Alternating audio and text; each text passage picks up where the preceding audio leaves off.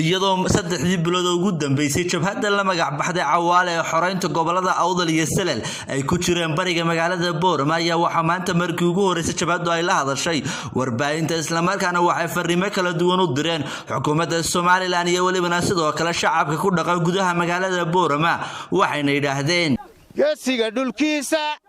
guusha u horseeda geerida dishay geedka habo ku gabraaratada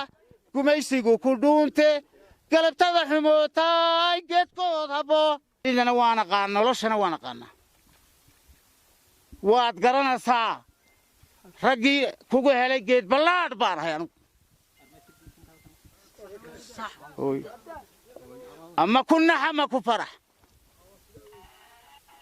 amba bacdaanaya amba bixiyey nololinay maahane waan ku dhimanaya ilmahaygu ha u aayo waddankaygana waan qabaxnay diyaar baan u nahay shacabka reer Awdalna ha urursadaan waar wixii ajaabinimo iskaga baxo digniinta waan siinay dhulku wuu kodayaa baan ku cirkuna wuu kodayaa wuxuu dhalana Ilaahay baa og dhimasho waxaan aynu galnayna ma jiro hadday iskugu kaaya yimaadaan adduunka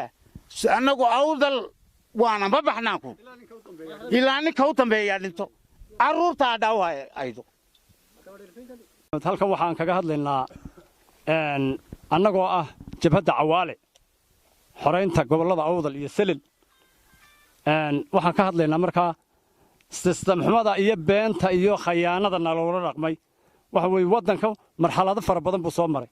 marxaladaha faraha badan leh waxaan lagu heshiiyey in wax la wada leeyahay oo dawlad Soomaaliland la dhiso dawladii markii la dhisay ee la tafaqiyatay tabatira waxay noqotay dawlad Sacad Muuse noqotay dawlad Sacad Muuse ayay noqotay waxa weey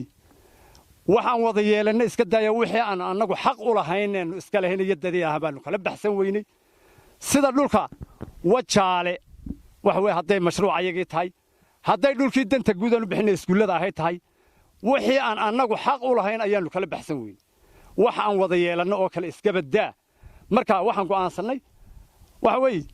dawladda Soomaaliland maanta isku sheegaysaa waxay ku baxday 7 nin oo islaama ayaa baxay waxa weey halgan bay galeen waddanka way qabsadeen hadday qabsadeen dabayaaqadii dabada ka xumeeyeen maantana waxaan wada yeelanay ma jirtay yaana aan nagula yaabin sida ay u baxeen baan annaguna u baxan wixii ay tawdeen baan tabanay adduunkana rag waxa ugu nacasan ninka wixii uu soo diiday rag ku daya ee waan kugu dhaqaya marka ma yeelayno wixii uu diiday Muuse Bixi uu halka ka abaaniyay maxamuuden obsiye geela uu abaaniyo xabashada ka abaaninay ee halka shirki qaxa uu tagay ee halka uu ka tagay awaare wixii buu annaga maanta nagula dhaqmo nagu dayay inuu nagula yaabana ma bixidayada inuu soo farageliyana ma hadduu soo farageliyo uu ku guban doona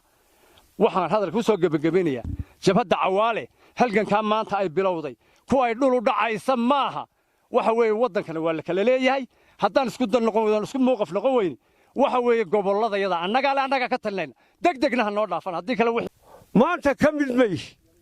Soomaaliland haddaba wax la wada leeyahay sidaas aanay ku ahay dadka maanta halka u baxay ee dhibaatooyinka loo geystay halka u taaganay maanta ka halgabaya gacan baan ku siinaya ururka waa la socdaa assalaamu calaykum waraxmatullaahi wabarakaatuh tobantahay bishii waxa naga go'an inaanu nahay jabhad macaarada oo ka dagaalamasa Awdal iyo Salel yaa naga go'aana maanta laga bilaabo Soomaaliland annaga markii hore ogolayn ogolaasho aanu jecelahay baan Soomaaliland kaga mid ahay maanta waa la nacsiyo waa la nagu kalifay gobol kasta wuxuu leeyahay mujaahidiin ayuu leeyahay gobolada Soomaaliland la yiraahdo dagaal kala weecsan bay soo galeen mujaahidiinta gobol aan mujaahid lahayn ma jiro gobolka Awdal mujaahidiintiisa wax doonaysa maanta koow way nagu kaliftay waxa naga wakiil ahaa salaadiin odayaal aqoon-yahan albaabada laga xidhay inuu taaba galay hawlna gelayo ta kale waxa weeye waxay noqonaysaa in cid kastiba wixiiga raadsato haddayna ku mid ahayn Somaliland sidii loo aasaasay haddayna u soconayn madda labaad waxa weeye qabiil yar oo habar wala yiraahdo qaybsada wasiirka maaliyadda ka duulista mid wal oo shaqaaluhu waa laba qaybood bay isku leeyihiin Somaliland iyaga iska wadanay waxa weeye dadka kale waa qola ag taagan iyo nin eeganaya waxa weeye marka nin waliba wuxuu u baahan yahay inuu qabsado weeye haddii laga qaadan waayo hawsha imika la qabo waayo hawsha aynkaas oo aan la isku yeeri waayo dadka Somaliland godkay ku dhacday ninka markii hore diidayay khaladaadka diidi jiray markii hore ka baxay khaladaadka maanta inuu dadka ku ugu cagajugleeyo khaladaadku ka baxay oo aw dhibto aw geystay maantana dadkii ugu yimid meesha u geysto waxa weeye qofku markuu wax soo maro inuu wax qaataa loo baahan markuu dhib soo arkay inuu dhibta qaataa loo baahan imika dhibna qaadan maayo waa nin qol ku jira oo qolnimadii uu imika ku nool waxay u baahan tahay marka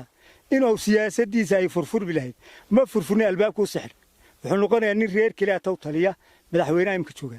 wuxuu noqonayaa nin cid kale ah dhageysta wuxuu noqonayaa cid kale ba dhageysan iyaga mooyaan waxay noqonaysaa cid kastiba inay wixiiga raadsato